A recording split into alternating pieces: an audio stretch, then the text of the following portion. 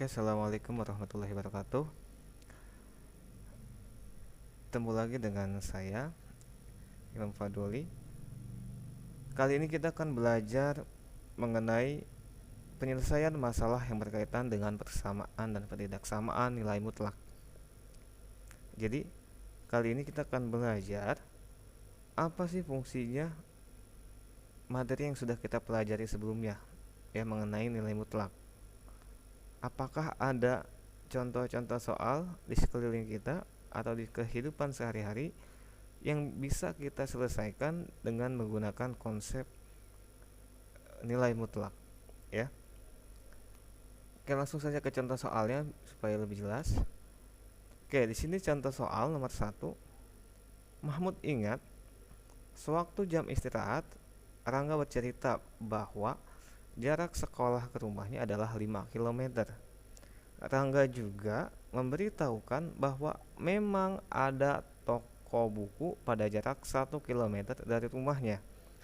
Nah, tanyaannya, tapi di mana ya persisnya toko buku itu bila dihitung dari sekolah? Nah, dari soal ini kalau misalkan kita ilustrasikan, jarak sekolah ke rumah Rangga itu 5 km. Oke. Nah, katanya ada toko buku yang berjarak 1 kilo dari rumahnya, ya. Oke. Nah, di sini toko bukunya kenapa ada kemungkinan satu, ada kemungkinan dua? Karena jarak 1 kilometernya itu bisa ke sebelah kiri atau ke sebelah kanan. Oke. Tanyaannya, berapa sih jarak dari sekolah ke toko buku tersebut, ya? Karena ada dua kemungkinan, ya. Berarti ini kan ditanyakan adalah ini. Dari sekolah ke kemungkinan satu itu titik-titik kilometer, dan jarak dari sekolah ke toko buku dengan kemungkinan dua itu titik-titik kilometer. Nah, ini yang akan kita selesaikan dengan menggunakan konsep nilai mutlak. Oke, jarak rumah Rangga ke sekolah itu kan 5 km, ya. Diketahui, lalu kemudian jarak rumah ke toko buku itu adalah 1 km. Misalkan jarak toko buku dari sekolah adalah X. Jadi kita misalkan X. Dari sini persamaan linear nilai mutlaknya itu bisa kita tulis dengan mutlak X min 5 sama dengan 1, ya. Karena jarak itu selalu positif, ya. Nah, ingat materi sebelumnya. Cara menyelesaikan ini adalah X min 5 sama dengan 1 atau X min 5 sama dengan min 1. Oke, kita selesaikan dulu yang ini. X sama dengan 1 ditambah 5. Jadi min 5 nya pindah, ya. Jadi X sama dengan 6. Atau X sama dengan min 5 nya juga pindah jadi plus, ya. Jadi min 1 ditambah 5 adalah 4. Jadi ada dua kemungkinan letak toko buku. Pertama adalah 6 km dari sekolahnya, dan yang kedua yaitu 4 km dari sekolahnya. Ya, jadi ini kemungkinan 1 dan kemungkinan 2-nya. Lanjut contoh yang kedua. Misalkan di sini adalah ketinggian normal permukaan air Sungai Bengawan adalah 120 cm.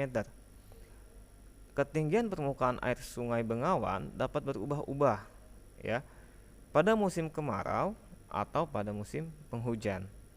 Jika penyimpangan ketinggian permukaan air tersebut kurang dari 11 cm, maka interval ketinggian Sungai Bengawan adalah titik-titik-titik.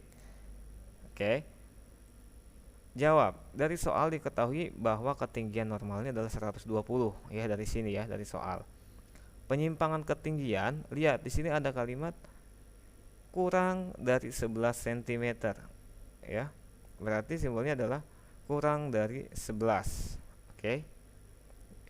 Dan misalkan X adalah menyatakan ketinggian airnya, maka ketidaksamaannya bisa kita tulis adalah mutlak X min 120 kurang dari 1. Lihat juga materi sebelumnya bagaimana cara pemecahan masalahnya. Berdasarkan sifat ketidaksamaan nilai mutlak, ini bisa kita selesaikan dengan cara min 11 kurang dari X min 120 kurang dari 11. Ini adalah rumusnya, ya. Min 120 nya pindah menjadi plus, dan ini juga pindah ke sebelah kanan menjadi plus, sehingga min 11 ditambah 120 kurang dari X kurang dari 11 plus 120. Hasilnya adalah 109 kurang dari X kurang dari 131. Jadi interval ketinggian dari air di Sungai Bengawan adalah antara 109 cm dan 130 cm. 131 cm, maaf. Atau dapat disimpulkan ketinggian air minimum di Sungai Bengawan pada saat kemarau adalah 109 cm dan ketinggian air maksimum di Sungai Bengawan pada saat musim penghujan adalah 131 cm. Lanjut contoh ketiga. Pada suatu hari, rata-rata kepadatan lalu lintas di suatu perempatan adalah 726 mobil per jam atau kita singkat MPJ. Selama jam sibuk, kepadatan lalu lintasnya lebih tinggi.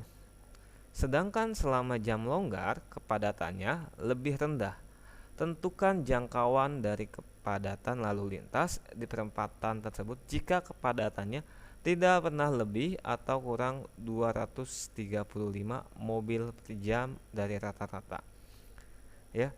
Jadi untuk menyelesaikan soal cerita ini kita harus memahami soalnya dulu, lalu kemudian mengumpulkan informasi yang ada dan mengubahnya ke dalam bentuk persamaan atau ketidaksamaan nilai mutlak.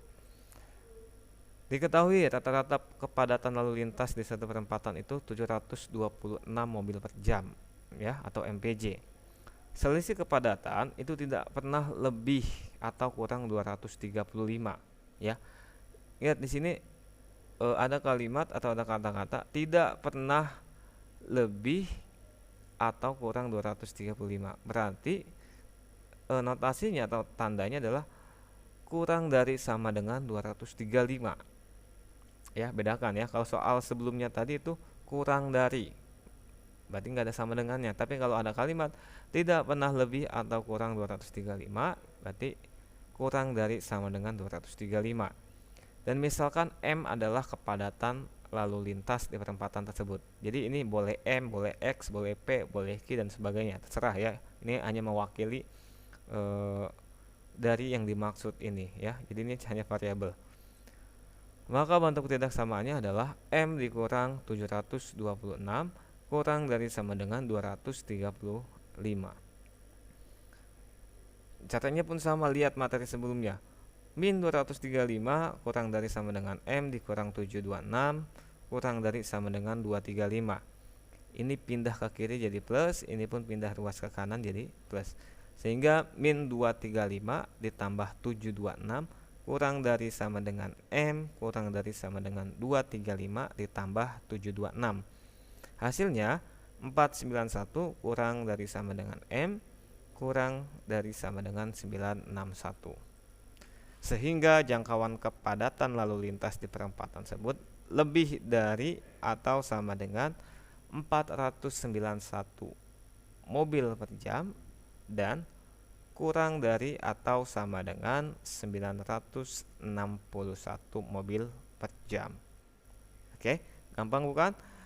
Jadi itu adalah contoh dari penerapan materi persamaan dan ketidaksamaan nilai mutlak, ya. Jadi ini konsepnya yang kita gunakan untuk menyelesaikan masalah sehari-hari. Terima kasih. Assalamualaikum warahmatullahi wabarakatuh.